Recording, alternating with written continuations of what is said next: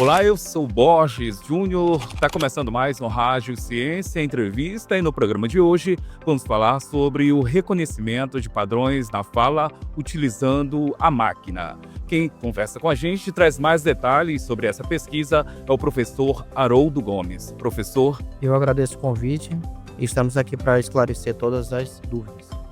Professor, primeiramente, nós estamos partindo de qual o entendimento de fala dentro desses estudos e que impactos a fala exerce na vida de um indivíduo. Bem, a fala ela é um divisor de águas, né? A fala ela pode incluir um cidadão ou ela pode excluir um cidadão também, né? A partir do momento que a fala é a forma pela qual o indivíduo se expressa inicialmente ou até de forma avançada, é através da fala que nós divulgamos muitos sentimentos nossos, né? Tristeza, alegria, nós contamos os nossos anseios também.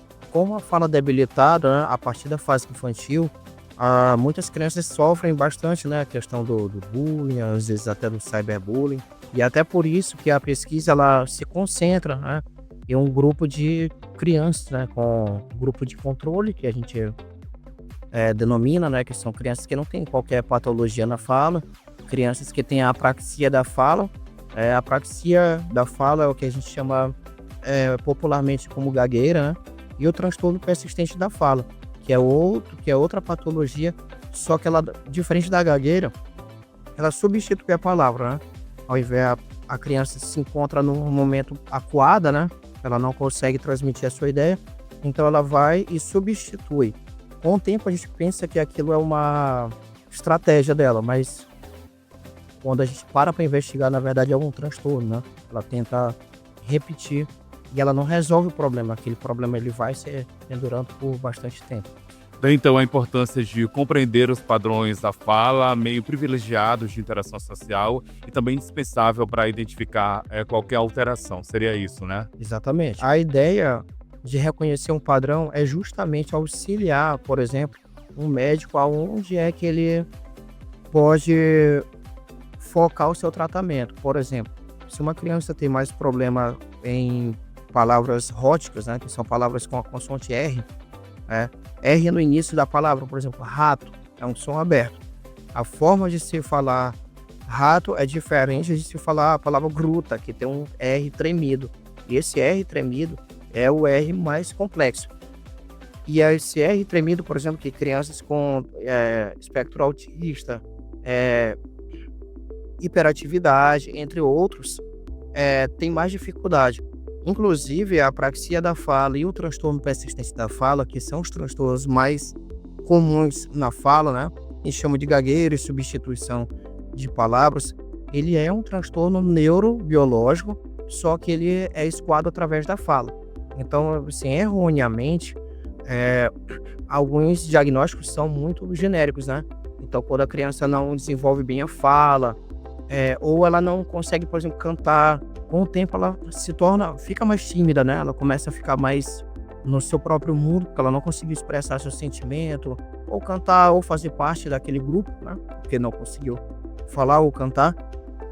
Existe muito também o diagnóstico genérico, né? Não, então aquela criança tem um transtorno autista, ou tem hiperatividade, porque são transtornos mais popularizados pela ciência. Mas existem os transtornos específicos, às vezes é só na fala, ok? Às vezes tem transtornos que é focado na questão lógica. A criança fala muito bem, entende sobre história, sobre tudo, mas não consegue fazer, por exemplo, cálculos básicos. Aqui no nosso caso é na fala, ela não consegue. Então, através dessas tecnologias que nós desenvolvemos, a gente consegue reconhecer aonde que essa criança tem falhado. É no LH, é no R. São consoantes são palavras mais extensas, com 4 sílabas, aonde é que ela está falhando. É com essa tecnologia que a gente auxilia os médicos. Agora, professor, o que motivou, por onde é que passa essa motivação que levou o senhor a investigar essa parte da fala, relacionada à fala? Bem, o que motivou, primeiro é que saber o impacto social dessa pesquisa, né? Às vezes existem muitas pesquisas que há muita demanda tecnológica, existe todo ali um arcabouço, né, de tecnologias por trás, mas que às vezes acaba não resolvendo um problema. Ou, às vezes, a tecnologia está concentrada demais em alguns mesmos problemas, mais assim, corriqueiros. E acaba acontecendo que algumas patologias ou alguns transtornos se tornam marginalizados ou são generalizados. TPF ou apraxia é colocado às vezes como autismo, e não é. São transtornos totalmente diferentes. Agora, professor, em relação aos impactos, já é possível falar em impacto, seja de forma parcial ou já tem algo nesse sentido? Sim, sim. Essa pesquisa, na realidade, começou no meu doutorado, né? Eu defendi meu doutorado no ano de 2020 e a gente desenvolveu um sistema que ele segmenta todo o trato vocal da criança, né? O que é o trato vocal? Trato vocal é quando é o órgão, né? É o recorte dos órgãos que nós temos no momento da nossa fala, né? A língua, o palato mole, o lábio superior e inferior, e tudo que compõe. E existem mais de 17 músculos diferentes no nosso trato vocal. E através dessas tecnologias, né, são os algoritmos de segmentação em tempo real que a gente utiliza, a gente conseguiu, como é que eu posso falar? Criar de forma disruptiva, né, inovar o tratamento de uma forma. Eu finalizo perguntando para o senhor a importância da FAPEMA, a Fundação de Apoio ao Desenvolvimento Científico e Tecnológico aqui do Maranhão, ao desenvolvimento desses estudos, dessas suas investigações. Bem, a FAPEMA, como uma agência de fomento, ela vem auxiliando e ajudando constantemente, não só de hoje, né? Há muitos e muitos anos a FAPEMA tem auxiliado, tem sido o braço forte da ciência no nosso estado do Maranhão. E acreditando, né? Acreditando que a ciência ela pode transformar vidas, que a ciência pode impactar socialmente na vida não só de crianças, como de adultos, mas em especial na população maranhense.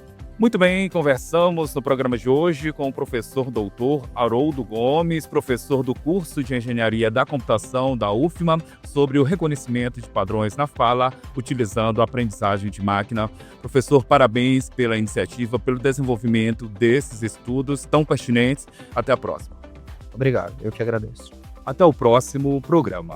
Inovação, tecnologia, sustentabilidade. A ciência em debate pelo olhar de quem pesquisa e produz. Rádio Ciência Entrevista. Bate-papo semanal com quem movimenta a ciência no Maranhão. Às quintas e sextas, 9 da manhã, na Universidade FM. O programa Rádio Ciência Entrevista tem o apoio da FAPEMA, Fundação de Amparo à Pesquisa e ao Desenvolvimento Científico e Tecnológico do Maranhão.